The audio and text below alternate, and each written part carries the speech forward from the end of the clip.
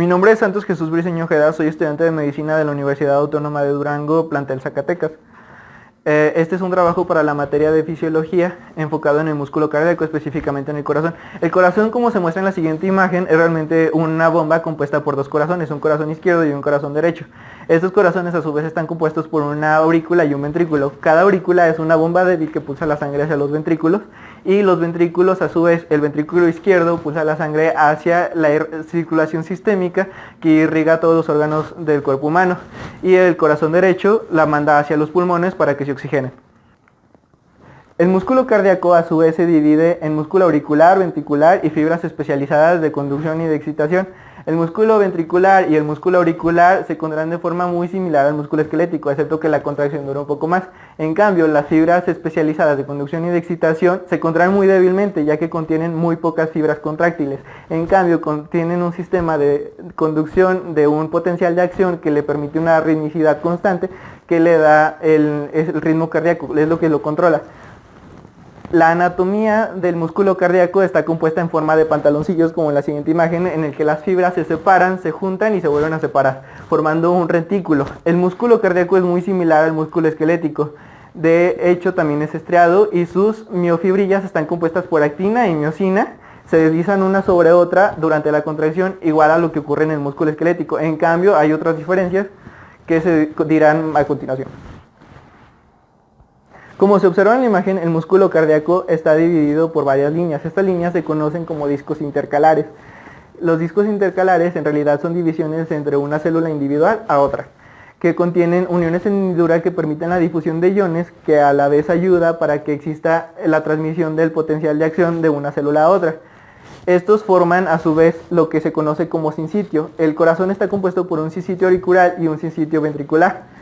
Están divididos por un tejido fibroso que recubre las válvulas auriculoventriculares, de modo que bloquea la transmisión del impulso nervioso desde las aurículas a los ventrículos. El único modo de que haya esta conexión es por el haz auriculoventricular, que es un sistema de especialización de conducción y excitación.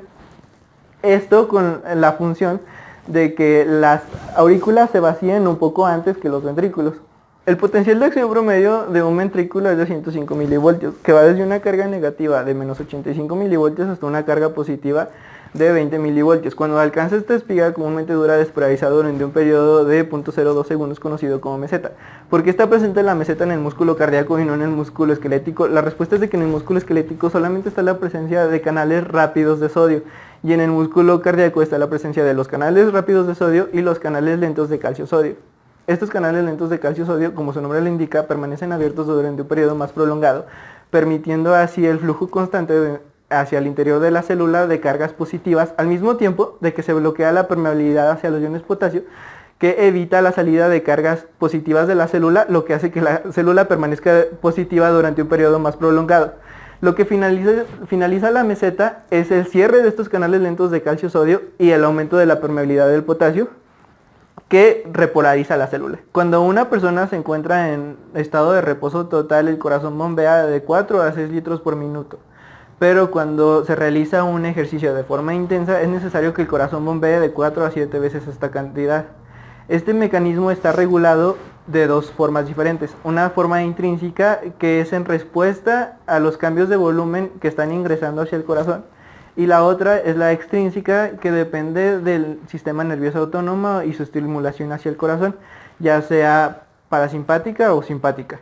En la mayoría de las situaciones, el flujo sanguíneo que sale del corazón está determinado por el flujo sanguíneo que llega al corazón a través de las venas por algo llamado retorno venoso.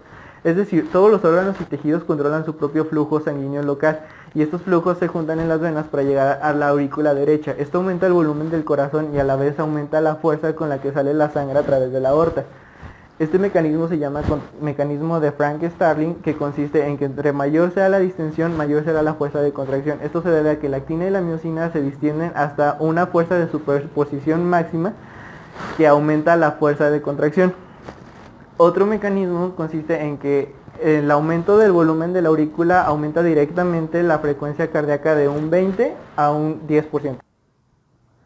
Otra forma de regulación es dada por los nervios simpáticos y parasimpáticos que inervan el corazón, que tienen mucho que ver con la eficacia de la bomba cardíaca. El gasto cardíaco, que es la comparación entre el flujo sanguíneo que llega al corazón y la sangre que es bombeada, se puede aumentar hasta un 100% con estimulación simpática. En cambio, puede llegar hasta un nivel de 0 o más o menos 0 con estimulación parasimpática. La estimulación simpática intensa puede aumentar la frecuencia cardíaca en un joven promedio de 70 latidos por minuto hasta 80 a 200 latidos por minuto. También aumenta la fuerza de contracción a un doble, aumentando así el volumen y la fuerza de eyección. También aumenta el gasto cardíaco de un doble a un triple, además del gasto generado por el mecanismo de Frank Starling antes mencionado. En cambio, la inhibición de los nervios simpáticos puede disminuir la frecuencia cardíaca hasta un 30%. La estimulación parasimpática o vagal tiene un efecto contrario a lo que genera la estimulación simpática en el corazón. Puede incluso eliminar el latido cardíaco durante algunas fracciones de segundo, pero después de esto generalmente el corazón escapa y comienza a latir a una frecuencia de 40 a 60 latidos por minuto. También reduce la fuerza de contracción hasta un 20 a 30%. Esto se debe a que la ubicación de las terminales parasimpáticas generalmente se encuentran en las aurículas, en lugar de los ventrículos, donde se genera la contracción de potencia. Esta ubicación explica por qué tiene un efecto sobre todo sobre la frecuencia y no sobre la fuerza de contracción, aunque una reducción en la fuerza de contracción y la frecuencia de contracción puede reducir el bombeo cardíaco hasta un 50%. Las terminaciones parasimpáticas ocupan como neurotransmisor principal a la acetilcolina y las simpáticas a la noradrenalina. En la siguiente tabla se observan 4 curvas de función cardíaca que relacionan la entrada de la presión auricular derecha con el gasto cardíaco en los ventrículos. Dicen que a cualquier presión auricular dada, el gasto cardíaco aumenta o disminuye dependiendo de las estimulaciones parasimpáticas o simpáticas. Esto se debe a las variaciones en la frecuencia cardíaca y la fuerza de contracción. Otra regulación está dada por los iones calcio y potasio. El potasio tiene un efecto sobre el potencial de membrana y el calcio tiene un efecto sobre la iniciación de la contracción en el músculo cardíaco. El exceso del ion potasio hace que el corazón esté dilatado, flácido y reduce la frecuencia cardíaca. Incluso puede bloquear la transmisión desde las aurículas a los ventrículos a través de la auriculoventricular. Si se triplica la cantidad de potasio, puede crear problemas en el ritmo cardíaco e incluso la muerte. Esto se debe a que los iones potasio reducen el potencial de membrana en reposo, es decir, la hacen más positiva, la despolarizan. Si se reduce el potencial de membrana en reposo, también se reduce el potencial de acción. Esto hace que el corazón sea cada vez más débil. Los iones calcio tienen efectos esencialmente contradictorios a los iones potasio, es decir, pueden llegar a producir contracciones espásticas que son causadas por la relación que existe entre la concentración de iones calcio y la iniciación de la contracción. Por el contrario, las reducciones a niveles demasiado bajos de iones calcio pueden llegar a producir debilidad en el corazón, similar a la que se ocurre cuando hay exceso de ion potasio. Afortunadamente, el sistema de regulación de calcio está bien definido.